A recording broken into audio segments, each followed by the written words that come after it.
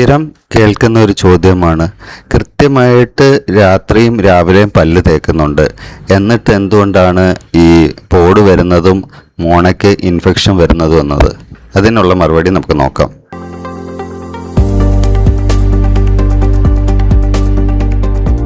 പല്ല് തേച്ച് എന്നതുകൊണ്ട് മാത്രം കാര്യമില്ല. പല്ല് നമ്മൾ എങ്ങനെ തേക്കുന്നു എന്നതുകൂടി ഇരിക്കുന്നു. ഏതൊക്കെ ഭാഗത്ത് തേക്കുന്നത് എല്ലാ ഭാഗത്തും ക്ലീൻ ആകുന്നുണ്ടോ, മോണയുടെ ഇടയിലും പല്ലുകളുടെ ഇടയിലും പല്ലുകളുടെ പുറകുവശത്തും എല്ലാം ക്ലീൻ ആകുന്നുണ്ടോ എന്ന് പ്രത്യേകം ശ്രദ്ധിക്കണം. അതുമാത്രമല്ല, നമ്മൾ പല്ല് തേക്കുന്ന രീതി കറക്റ്റാണോ എന്നുകൂടി നോക്കണം. പൊതുവെ എല്ലാവരും ഇങ്ങനെ ഒരച്ച് തേക്കുന്ന കട്ടിയുള്ള ബ്രഷ് ഉപയോഗിക്കും. അവർ കരുതുന്നത് എന്താണെന്ന് വെച്ചാൽ, നമ്മൾ ഒരച്ച് തേച്ച് കഴിഞ്ഞാൽ എന്ത് ചെയ്യും, ഈ അഴുക്ക് പോകും എന്നുള്ളതാണ്. ശരിക്കും അങ്ങനെ ഉരച്ച് തേച്ച് കഴിഞ്ഞാൽ അഴുക്ക് പോകുന്നതിന് പകരം ഇനാമലിൽ തേയ്മാനം വരുന്ന അല്ലാതൊന്നും സംഭവിക്കത്തില്ല. അഴുക്ക് അതിൻ്റെ ഇടയിൽ കാണും. കാരണം പല്ലിൻ്റെ ഷേപ്പ് അങ്ങനെയാണ്, ഇച്ചിരി റൗണ്ടായിട്ടുള്ള ഷേപ്പ് ആയതുകൊണ്ട് നമ്മൾ പല്ല് ചെയ്യേണ്ടതെന്ന് വെച്ചാൽ അല്പം മുകളിലോട്ടും നമ്മൾ മെയിനായിട്ട് സോഫ്റ്റ് ബ്രഷ് യൂസ് ചെയ്യാൻ നോക്കുക. കാരണം അതാണ് മോണയ്ക്ക് എപ്പോഴും നല്ലത്.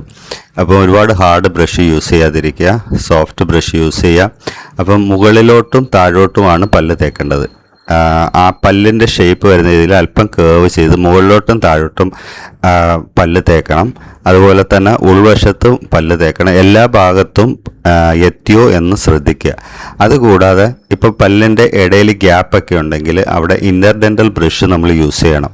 ഇൻ്റർഡെൻ്റൽ ബ്രഷ് യൂസ് ചെയ്താൽ പല്ലിൻ്റെ ഇടയിലുള്ള അഴുക്കുകൾ നമുക്ക് ക്ലീൻ ചെയ്യാൻ കഴിയും. പിന്നെ നമുക്ക് ഫ്ലോസ് വാങ്ങിക്കാൻ കിട്ടും. ഫ്ലോസ് 2 ടൈപ്പ് ഉണ്ട്, ത്രെഡ് ടൈപ്പ് ഉണ്ട്, അല്ലാതെ ഇങ്ങനെ ഒരു സ്റ്റിക്കിൽ വരുന്ന ടൈപ്പ് ഉണ്ട്, ഒരു ത്രെഡ് പോലത്തെ സംഭവം.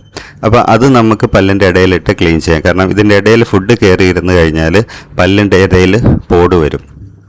അതുപോലെ സ്റ്റിക്കി ഫുഡ്സ്, നമ്മൾ ജസ്റ്റ് പല്ല് തേച്ച് ഇങ്ങനെ ഉരച്ച് തേച്ചങ്ങ് പോകുമ്പോൾ ഈ പല്ലിൻ്റെ മുകൾ ഭാഗത്തും, അതായത് കടി വരുന്ന ഭാഗത്തും അവിടെ ഈ അഴുക്കുകൾ ഇരിക്കാൻ സാധ്യതയുണ്ട്. അപ്പോൾ നമ്മൾ ബ്രെഡ്, ബിസ്ക്കറ്റ് അതുപോലുള്ള സംഭവങ്ങളുണ്ടല്ലോ, അതൊക്കെ കഴിക്കുമ്പോൾ നമ്മൾ ബ്രഷ് ചെയ്യുമ്പോൾ പെട്ടെന്ന് അത് പോകത്തില്ല.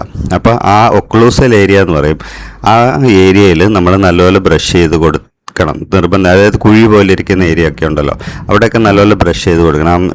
പല്ല് രണ്ടും കടി തട്ടുന്ന ഭാഗം ഉണ്ടല്ലോ, അവിടെ നമ്മൾ നല്ലപോലെ ബ്രഷ് ചെയ്ത് കൊടുക്കണം.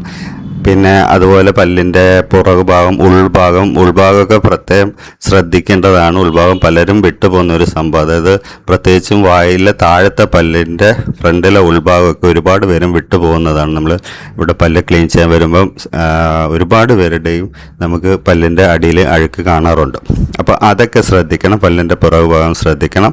പിന്നെ ശ്രദ്ധിക്കേണ്ടതെന്ന് വെച്ചാൽ, ഇപ്പം ട്രീറ്റ്മെൻറ്റ് ചെയ്യുന്നവർ, ഇപ്പോൾ ഉദാഹരണത്തിന് കമ്പി ഇടുന്നവർ പ്രത്യേകം ഇൻ്റർഡെൻ്റൽ ബ്രഷ്, ഓർത്തോഡോണ്ടിക് ബ്രഷ് ഒക്കെ വാങ്ങിക്കാൻ കിട്ടും. അതൊക്കെ യൂസ് ചെയ്ത് എല്ലാ ഭാഗവും ക്ലീൻ ആവുന്നു നോക്കി ചെയ്യേണ്ടതാണ്. അത് പല്ല് സെറ്റ് വെച്ചവരാണെങ്കിൽ, ഫിക്സഡ് പല്ലാണെങ്കിൽ ചില കേസിൽ മോണയൊക്കെ ഇറങ്ങി വരുന്ന കേസാണ്. അതിൻ്റെ ഇടയിലൊക്കെ ഫുഡ് കയറിയിരിക്കും.